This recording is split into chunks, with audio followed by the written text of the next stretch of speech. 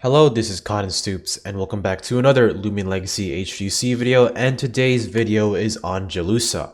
Jellusa overall looks to be a very good Lumion with very good offensive and defensive attributes, so let's talk about it.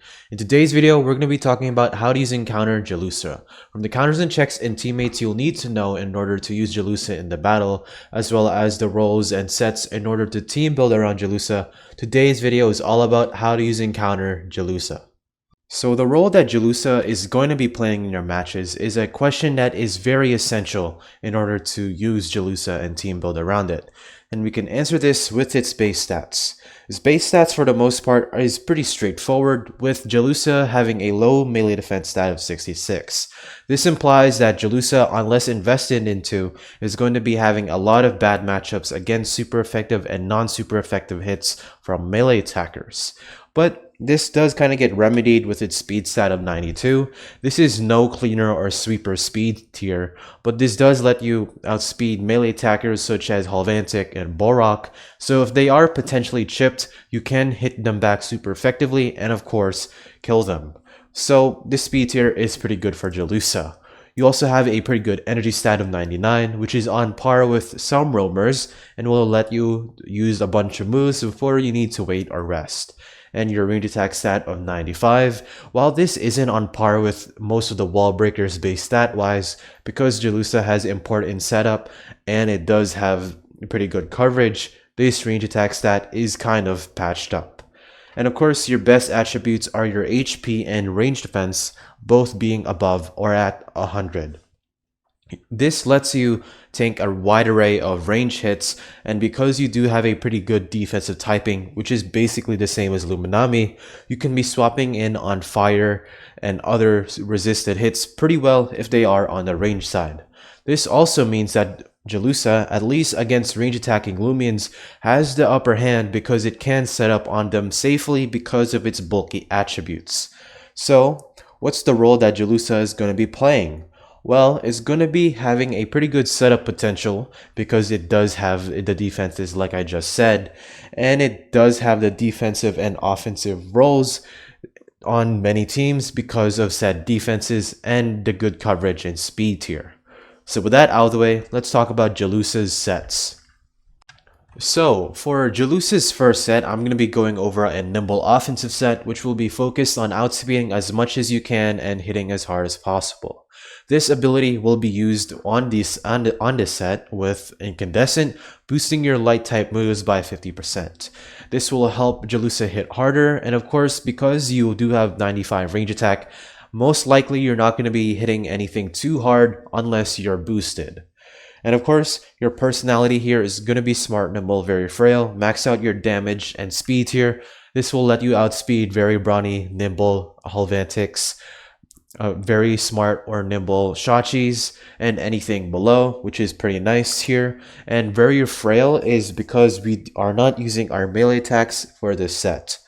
Our moveset of choice is going to be Peace of Mind. This is so we can take advantage of our defense and of course set up our bulk and attack. You can choose to run Magnify if you want because there are some situations where Magnify would be better. For example, Soul Burst Gasstrokes and very clever Dokumoris, you are now guaranteed to 2-hit KO them if you Peace of Mind on their swap, so that's pretty nice. But for this set, we'll be utilizing Peace of Mind. Just know the setup moves are interchangeable for which matchups you want to take advantage of. Gamma Pulse and Tsunami, there are two strongest moves on our stab, and Deep Freeze is so we can hit plant types that want to swap in on us, and of course get the jump on other water types. The item of choice will be the Health Amulet, and if you do not want to run the Health Amulet, light or water essence will be utilized. This is of course to increase our stabs, and Health Amulet will help us set up easier on our answers. If you do not have one of these items or these items are occupied, you can try and run the Rageful Plushie, but in my opinion the Rageful Plushie works far more better on the second set that I'll go over. And anyways, the TPs, 36 energy will let you use two Peace of Minds, 3 Tsunamis, and 1 Deep Freeze. The 64 HP are the leftovers, and of course the range attack and speed are to max out your more important stats. Anyway, let's go over the second set, which is probably the set that I would choose to run, and that is the bulky offensive set. Your ability instead of Incandescent, which you can still run on this set by the way, is Enchanted Coat. This set is specifically TP'd to Enchanted Coat because you are now able to take less hits from super effective moves, and I'll go over that in a bit. So Enchanted Coat will be the ability for this set. Your personality will be smart, clever, very frail. There is a debate on whether nimble or clever is better on Jellusa, so I'm gonna be sharing both personalities. Clever is gonna let you live certain matchups that I'll talk about in a bit, and your personality smart is of course to still hit hard. Your moveset of choice is pretty much going to be the same, except you can run Luster Loot over Gamma Pulse depending on your matchups, and of course it's going to be in tandem with the Rageful Plushie. While it's much better to kill something indefinitely, Rageful Plushie with Luster Loot does let you have the ability to regain HP back, which is admittedly a pretty good niche if you are trying to do that. But of course, Health Amulet is still going to be the best item to run for consistency. And for the TPs, 36 HP and 200 range attack is of course the same as always, and 200 HP and 48 range defense with your clever personality will let you have a 3-hit KO, or will make a Zulong 3-hit KO you with a smart brute force Thunder Strike. This means that Jellusa is going to be able to be a somewhat of a check against Zulong and can Luster Loot it back for HP or just one-hit KO it with a Gamma Pulse. And of course, the leftovers are into the speed, which will still let you outspeed very brawny Boroks and everything below, which is a pretty good attribute to have.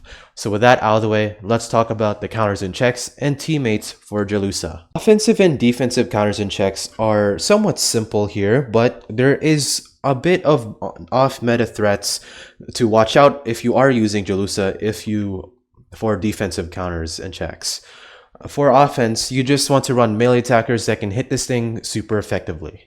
Nimble, non-soul burst Dakudas pretty much do this job pretty well, but you just have to watch out for the enchanted bulky sets because they can have the potential to take hits from your Thunder Crash.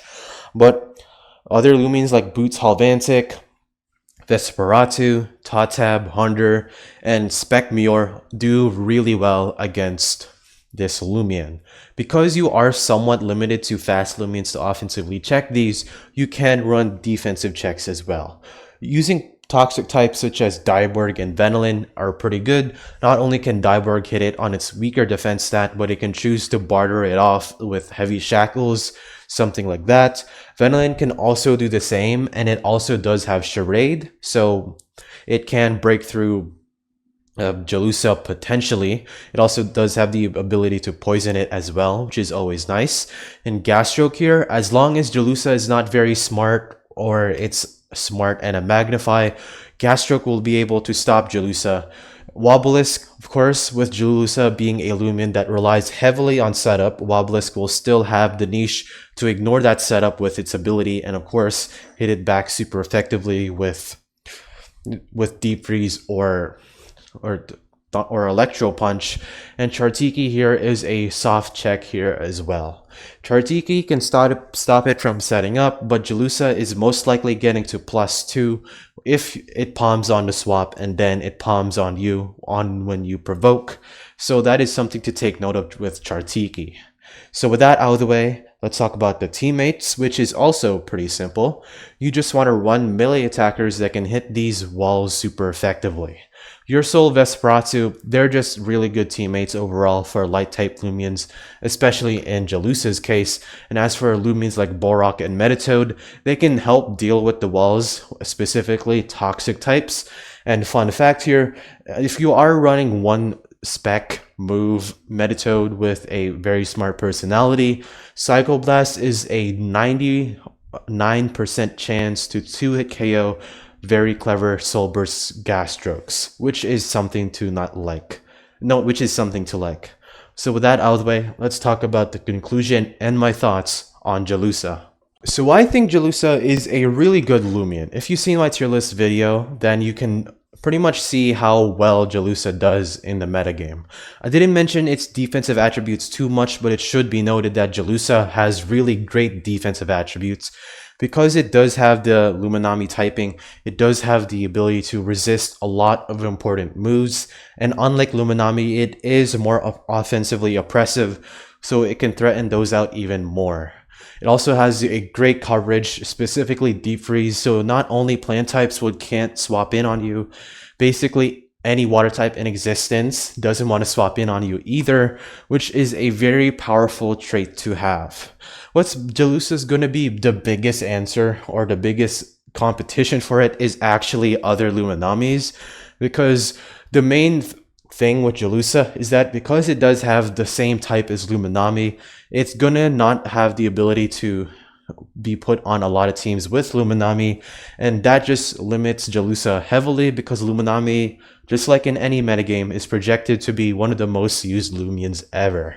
Well, that is no detriment to Jellusa's viability, and this is still a very good Lumion to use. So if you found the video informational and you of course like the video and subscribe.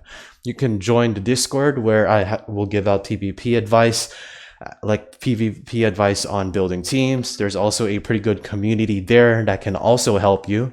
And of course, if you just want to see more content on the new Soulburst or Atlantean City Part 2, subscribing is a pretty good idea. So this is Con and Stoops, signing off to remind you that Zulong is still a dumpster fire.